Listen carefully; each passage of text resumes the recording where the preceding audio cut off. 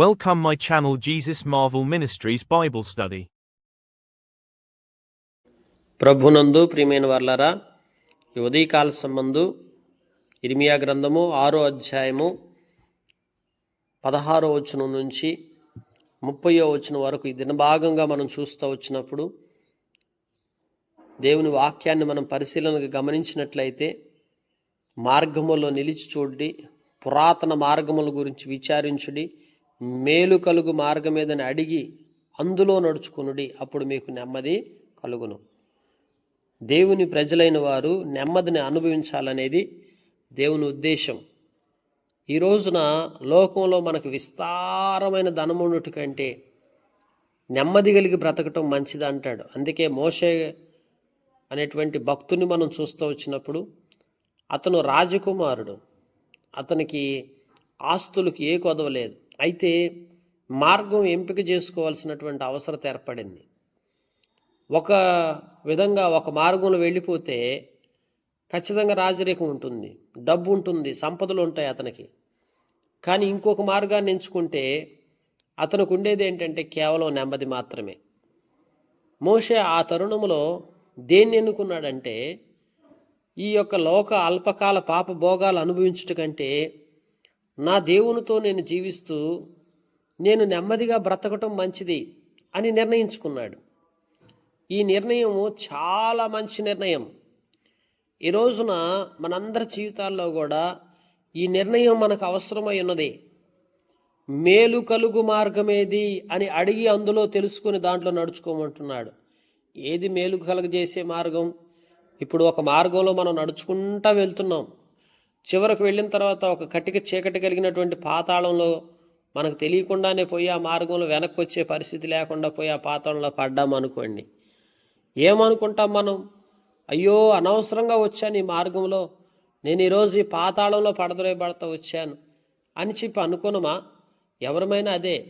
మార్గంలో నడిచి వెళ్తున్నప్పుడు అక్కడ నువ్వు ఏ పరిస్థితుల్లో ఉన్నావు అనేది కాదు ముఖ్యం, చివరికి ఆ మార్గం యొక్క గమ్యమేమైనది అది చాలా ప్రాముఖ్యం. పాతాళం, నిత్య నరకాగ్ని గుండంలో పడద్రోయబడే మార్గాలు లోకంలో ఎన్నో ఉన్నాయి. అందుకే లేఖనాల్లో చూస్తుంటున్నప్పుడు, పరిశీలిస్తూ వచ్చినప్పుడు, మిమ్మల్ని కాపు కాయుటకు నేను కావలి వారిని ఉంచి ఉన్నాను. దేవుడు మంచి కావలి వారిని ఏర్పరుస్తూ వచ్చాడు. అయితే వారు చేయి బోరధ్వని వినపడుచున్నది.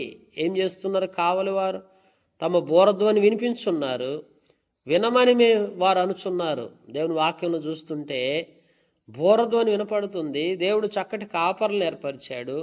ఆ కాపర్ల ద్వారా దేవుని వాక్యం సువార్త ద్వారా అనేక రీతులుగా మనకు అందించబడుతుంది.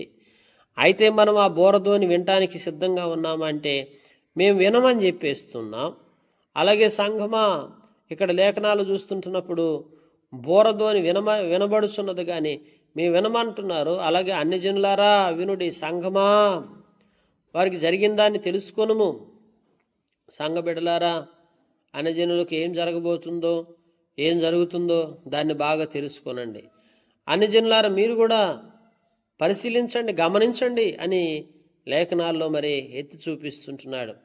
ఈ రోజున దేవుని మార్గములో నడవాల్సింది ఎవరంటే, మొదటిగా సంఘం, రెండవదిగా అన్ని జనులైనటువంటి వారు ఎవరైనా ఉంటే వారిని కూడా ఈ మార్గంలోకి ఆహ్వానించడం జరుగుతూ వస్తుంది. లేఖనాలు చూస్తుంటే, భూలోకమా వినుము, నా మాట వినుకున్నారు, ధర్మశాస్త్రం విసర్జించున్నారు, తమ ఆలోచనలకు ఫలితమైనటువంటి కీడు నేను వారి మీదకి రప్పించున్నాను. కనుక దేవుడు ఏం చేస్తాడు? ఎప్పుడైతే ధర్మశాస్త్రాన్ని విసర్జించి దేవుని మార్గంలో చక్కగా నడుచుకోకుండా ఇతరితర మార్గాల్లోకి మనం వెళ్ళిపోతామో, అప్పుడు దేవుడు చెప్తున్న మాట ఏంటంటే, నేను మీకు కీడు కలగజేస్తాను. లేఖనాల్లో చూస్తుంటున్నామండి. కనుక ఆ కీడు మన మీదకి వచ్చేస్తుంది. కనుక కీడు ఎప్పుడైతే మన మీదకి వస్తుందో మనం నశించిపోతాం. దేవుని వాక్యంలో చూడొచ్చు, దేవుడు అంటున్నాడు, నాకేమైనా సాంబ్రాణి కావాలని అడిగానా? మధురమైనటువంటి చెరుకు నాకు కావాలని అడిగానా? అలాగే చూస్తే అవేవి నాకు సంతోషమేవో, దహన బలులు నేను కోరుతున్నానా? దేవుడికి ఏమి ఇష్టమండి? వేలాది నదులంతా విస్తార తైలం తీసుకొచ్చి ఆయనకు అందించిన, గర్భఫలమైనటువంటి మన జ్యేష్ఠపుత్రుని తీసుకొచ్చి నేను బలిగా అర్పిస్తానన్నా దేవుడు ఏమంటున్నాడు తెలుసా? నాకు అవన్నీ అవసరం లేదు, నేను ఎప్పుడు అడిగాను మిమ్మల్ని? అవేవి నేను కోరుకోలేదు కదా.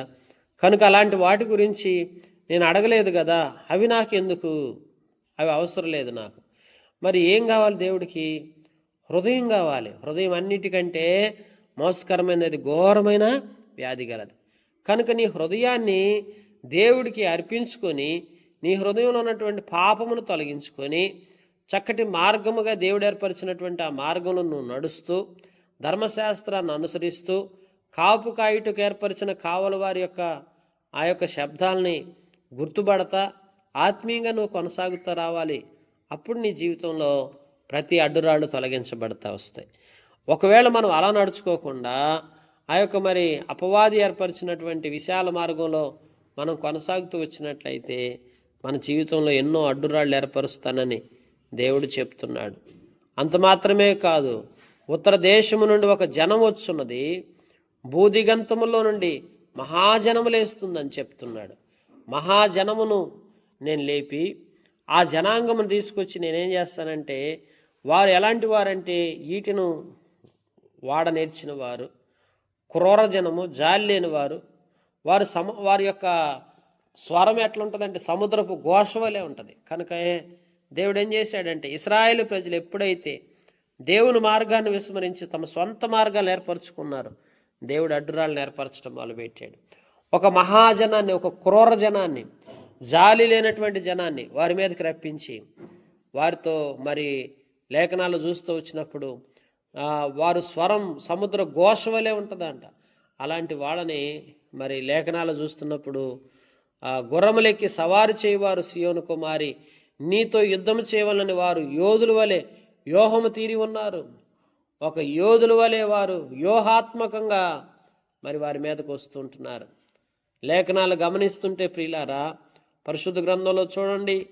అందుకే లేఖనాలు మనం పరిశీలిస్తూ వస్తే దాని గురించిన వర్తమానం మరి విని మా చేతులు బలహీనమగుచున్నవి. ఎప్పుడైతే ఈ వర్తమానం విన్నారో అప్పుడు మరి చేతులు బలహీనం అయిపోయినాయి, ప్రసవ వేదన కలుగుతూ ఉంది. లేఖనాలు చూస్తే ఎందుకండి ప్రసవ వేదన, ఎందుకు చేతులు బలహీనం అయిపోవటం, ఎందుకు ఇలాంటి పరిస్థితులు?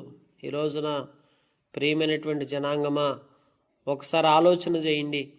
దేవుడు చక్కటి మార్గాన్ని ఏర్పరిచి అందులో మేలు చేస్తాను, అందులో నెమ్మది ఉంటుంది, చక్కగా మార్గంలో నడుచుకొని అంటే ఆ మార్గాన్ని వదిలిపెట్టి మరి ఎన్నో అడ్డురాళ్లతో కూడుకున్న మార్గం, అలాగే మరి బలమైనటువంటి జనాంగం, అలాగే ఈటెను వాడేటువంటి వారు, క్రూరమైనటువంటి జాలి లేనటువంటి వారి చేతికి అప్పగించబడి ప్రసవ వేదన అనుభవిస్తూ లోకంలో నష్టపోయే విధంగా మన జీవితాలు ఉండకుండా ప్రభు సన్నిధికి వద్దామా?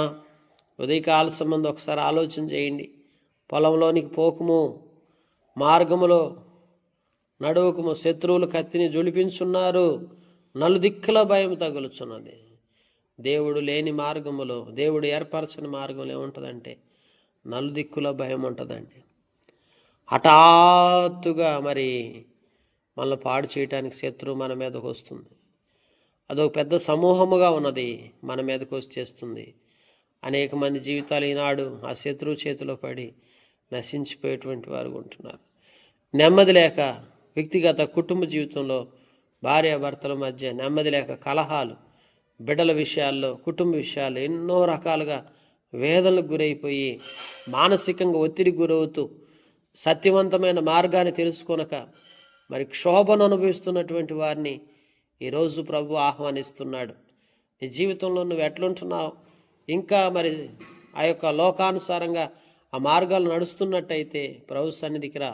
అందుకే నా జనులు మార్గమును తెలుసుకొని పరీక్షించినట్లు వారికి నిన్ను చూచువానిగాను, వారిని నీకు లోహపు తుంటగాను నేను నియమించి ఉన్నాను. దేవుని వాక్యంలో చూడండి, దేవుడు ఏర్పరిచాడు కొంతమందిని, మనకు ముందుగా ఉన్నటువంటి పూర్వమందు ఉన్నటువంటి వారిని, మనల్ని అనేక మందిని మనలో ఏర్పరిచి వారి జీవితాలను చూడండి ఎట్లా ఉన్నాయో అని చెప్పి పరిశీలించమంటున్నాడు.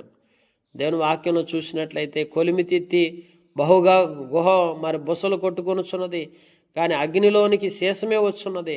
వ్యర్థముగానే చొక్కము వేయచ్చు వచ్చిన దుష్టులు చొక్కమునకు రారు. యెహోవాని త్రోసివేసును కనుక త్రోసివేయవలసిన వెండి అని వారికి పేరు పెట్టబడును.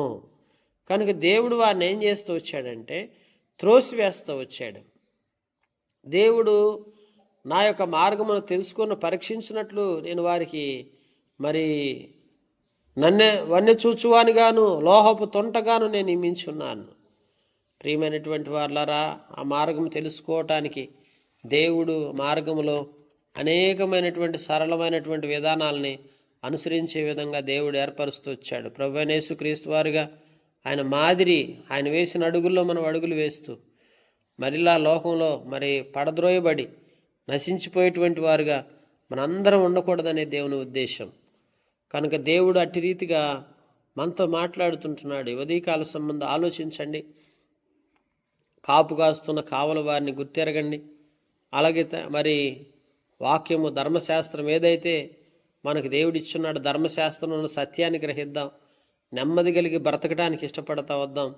లోకపు ఆశల కొరకు తొందరపడి ఆ అడ్డుబండలు, ఆ అడ్డుగోడలు మన జీవితంలో ఏర్పడి చివరికి మనం నశించిపోయేటువంటి స్థితిలోకి మనం ఉండకుండా ఆ ప్రసవ వేదన అనుభవించేవారుగాను, అలాగే మరి హఠాత్తుగా మరి మన మీదకి ఎప్పుడైతే నాశనం వస్తుందో ఆ బలమైనటువంటి క్రూరమైనటువంటి ఆ యొక్క సాతాను శత్రు సమూహానికి చేతిలో మనం చిక్కబడి మనందరం నశించిపోవటానికి మరి అటు స్థితిని మనం కలిగి ఉండకుండా దేవుని సన్నిధిలోకి వచ్చి దేవుని మార్గాన్ని అనుసరించి ప్రభు అయిన యేసుక్రీస్తు వారిని హృదయంలో చేర్చుకొని ఏదైతే మేలైన మార్గం అని చెప్తున్నారో ఆ మార్గంలో నువ్వు నడిచూడు, తప్పక దేవుడు నిన్ను మేళతో నింపుతూ వస్తాడు. నీ జీవితంలో ఉన్న నెమ్మది ఇంకెవ్వరికీ లేనంతగా నెమ్మదిని మీకు దయచేస్తూ వస్తాడు. కనుక ఉదయం లేవగానే మరి సాంబ్రాణి తీసుకొని అలాగా మరి రుచికరమైన చెరుకు తీసుకెళ్ళి అలాగా ఆయన సన్నిధికి తీసుకెళ్ళి ఆయన వద్ద పెట్టొచ్చినందువల్ల ఆ యొక్క చెడ్డ మార్గంలోకి మనం వెళ్ళిపోయినందువల్ల చివరికి మన అందరం కూడా నశించిపోయేటువంటి పరిస్థితి వస్తుంది. కనుక ప్రియమైన వాళ్ళారా, ఏ ఒక్కరు నశించిపోవటం దేవుని చిత్తము కాదు. ప్రియమైన సంగమా, ఒకసారి ప్రార్థన చేయండి. ప్రభు సన్నిధిలో, ప్రభు మార్గాల్లో చక్కగా నడుచుకోవడానికి మిమ్మల్ని మీరు అర్పించుకోనండి. దేవుడు ఇంకా మిమ్మల్ని దీవించి అన్ని విషయాల్లో మీకు నెమ్మదినిస్తాడు.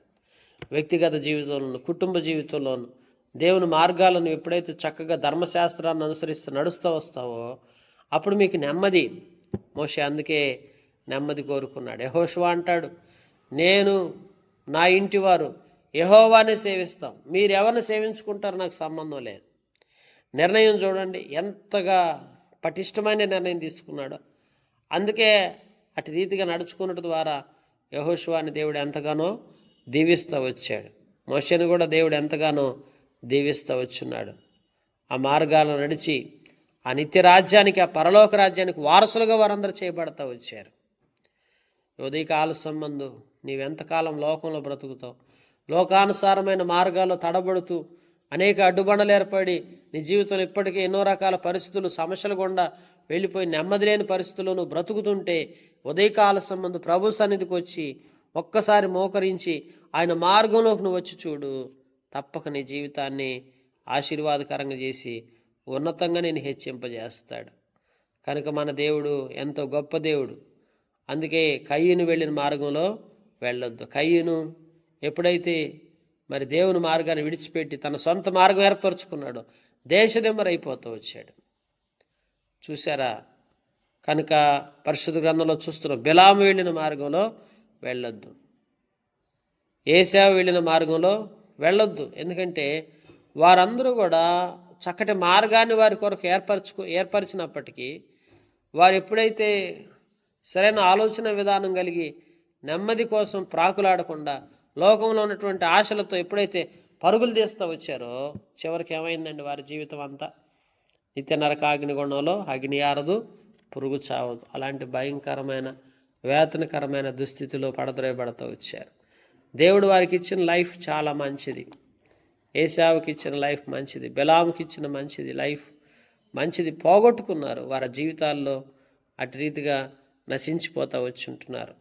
కనుక ఉదయకాల సంబంధం మనందరం కూడా మనం జాగ్రత్త పడదా వద్దాం, నెమ్మది కొరకు వేగిరపడదాం. ఆ మేలైన మార్గంలో నడుచుకున్నట్టుకు త్వరగా నిర్ణయం తీసుకొని ఆయన సన్నిధిలో నిత్యం ఆనందించి సంతోషించేవారుగా మన జీవితాలు ఉండలాగున దేవుడి మాటలు దీవించి గ్రహింపులో తీసుకొచ్చి మనందరికీ సహాయం చేసి మన కుటుంబాల్లో నెమ్మదిని దయచేసి మనల్ని ఆశీర్వదించునుగాక.